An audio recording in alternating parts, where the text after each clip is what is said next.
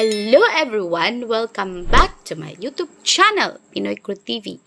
Ayan guys, ang pag-uusapan natin ay isang masamang balita. Unti-unti nang inuubos ang kaban ng bayan, ang pera ng bayan. So ito ngayon ang latest. Ang balita ay itong si Benjamin Romualdez na kapatid ni Madam Imelda Romualdez Marcos na siya palang tatay ni Martin Romualdez. Akala ko kung sino na Benjamin, yun pala kasi kilala siya doon sa amin sa Leyte na Kokoy Romualdez. At ang pagkakakilala ko sa kanya noon ay siya yung tipo ng tao na mahilig siya magsuot ng puti lahat. Simula sa buhok niya, kasi maputi ang kanyang buhok noon. Yung buhok niya papunta ng kanyang shoes ay lahat ay puti. At saka meron siyang bracelet dito na gold at saka kwentas na gold. So nung binalita ng GMA ni Mel Tiangco about yung pagpapasauli ng mga pera na nakuha sa kanila nung mga kapanahunan after ng martial law during sa time ni President Corazon Aquino at saka sa panahon ni President Fidel Ramos ay ipinapabalik ng Sandigan Bayan. Ipinapasauli, o diba? So ngayon, alam nyo, nung panahon ni Ferdinand Marcos, may kaguluhan, it's because meron Romualdez. At ngayon, naulit muli, it's because nandyan si Martin Romualdez. So, mga guys, mga ka-Pinoy Crew TV, ibig sabihin na ang mga Romualdez na ito ay sakay lang ng sakay sa mga Marcoses. At sila yung gumagawa ng mga katiwalian at ipinapahid doon sa mga walang ginawa o sa walang ginawa. Okay? So, ito. What 3.5 billion sequestered assets in Benjamin Kokoy Romualdez noon, ipinaparelease na ngayon in favor of TMEPA. What is TMEPA? It is Trans-Middle East Philippines Equities Incorporated. Is a Philippine-based company historically linked to the family of the late Ambassador Benjamin Kokoy Romualdez. Governor din po siya doon sa amin. Who was the brother of former First Lady Imelda Marcos, father of Martin. Akala kong sino. Father pala niya. So, may pareho silang history. Sa panahon ng kanyang father, doon naman siya kay Marcos the father at doon kay Madam Imelda Romualdez. So, parang nasa kanilang mga kamay na talaga na sila ay mga magnanakaw. In 1986, following the ousting of President Ferdinand Marcos, the Presidential Commission on Good Governance, Government, PCGG, sequestered TMEPA's assets, supporting them to be part of the alleged ill-gotten wealth amassed during the Marcos regime. Diba? However, after decades of legal battles, the Supreme Court of the Philippines in a decision dated July 6, 2022. Sino na ang presidente noong July 2022? O diba Marcos na now? At ito ay sinasabi na nullified the 1986 writ of sequestration over TMEPAI.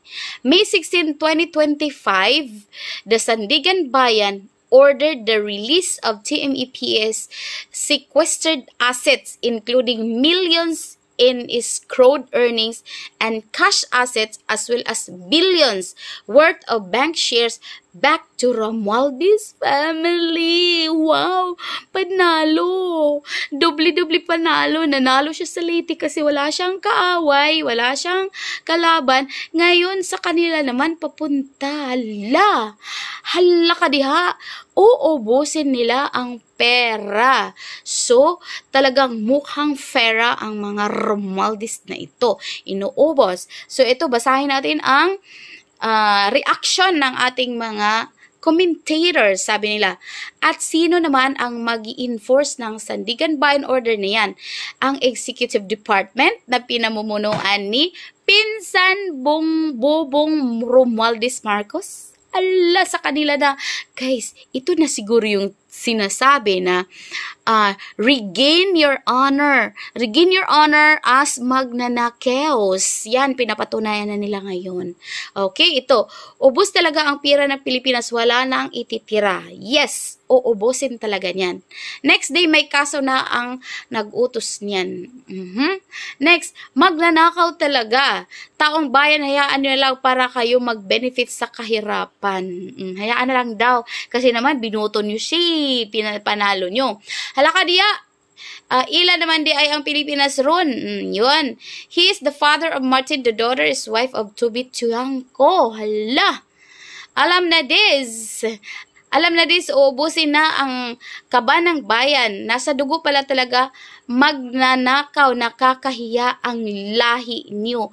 Nakakahiya ang lahi, pero sinasamba ng mga magnanakaw, kapwa magnanakaw. Simot ang pira ng taong bayan. Yun ang sabi ng mga nagko-comment dito. Pwede pa ba mag-apela dyan sa Supreme Court? Hindi natin alam. Sige, mag-apela kayo. Grabe talaga sila. Na pala talagang magnanakaw, lahi talaga ng magnanakaw.